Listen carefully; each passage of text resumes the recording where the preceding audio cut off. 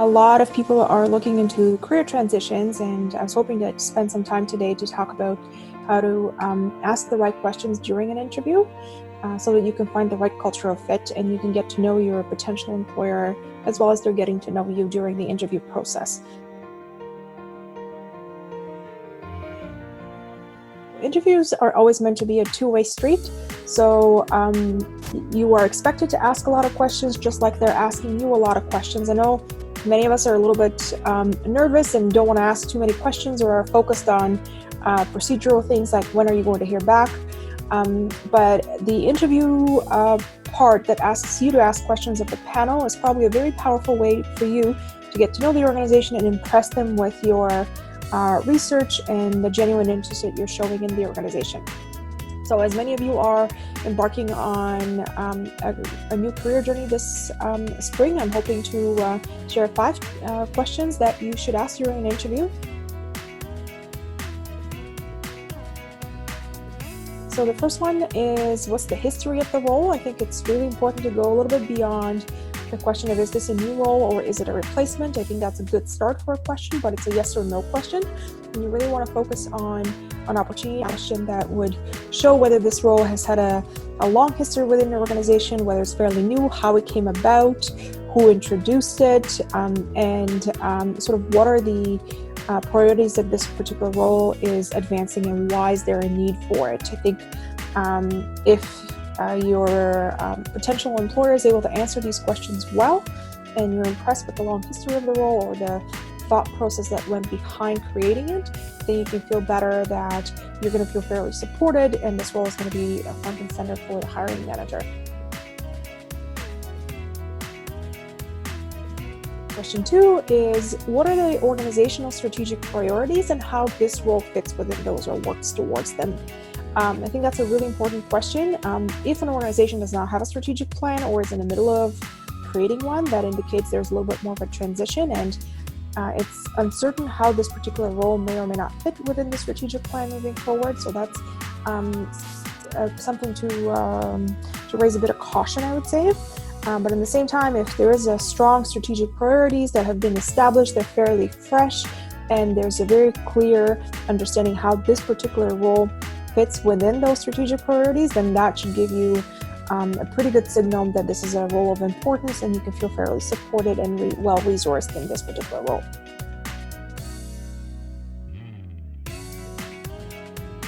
And the third question you want to ask is, what is the organization's history of promoting from within? I think advancement opportunities and career promotion is something that's very important to many of us when we are looking at progressing within an organization. So it's important to know whether the organization you're considering has that kind of history, and that gives you an idea of whether there is a path forward for you if you are successful in your current role. It's not a deal breaker necessarily, but if it is a role that hires a lot of talent externally primarily, then that gives you an idea that there may not be a lot of opportunities for promotion short term. If there are opportunities for promotion, this gives you an opportunity to hear more about that and sort of understand what that path would look like for an organization. And then the fourth question you want to ask is, when was the last time the organization went through a major change, be it cultural, be it procedural, and strategic priorities? I think that gives you an idea of how stable the strategic priorities for the organization are, how fresh they are, and sort of how is the team feeling about this? Is it an organization that's fairly set and has had the same priorities for a long time, or are they going through a process of change right now, or have they recently undergone one? So that's a good question to ask, and sort of it will make the panel pause for a little bit and probably introduce some ideas about the inner workings of the organization that are going to be very important for you to hear as you explore whether this is the right cultural fit for you.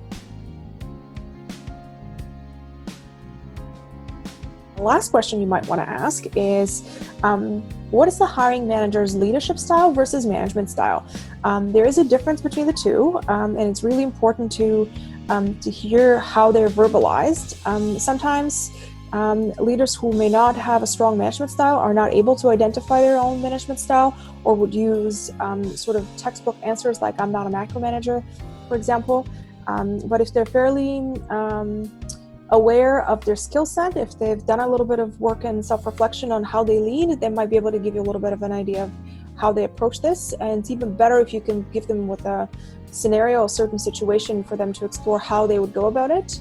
Obviously nothing too controversial or out of left field, something that's fairly straightforward, but if you're looking for a specific kind of leader, that's a good question to ask. It's not so much about the type of answer they're going to give you, it's about how they are going to verbalize their thought process around arriving at the answer. I think that's going to be very important.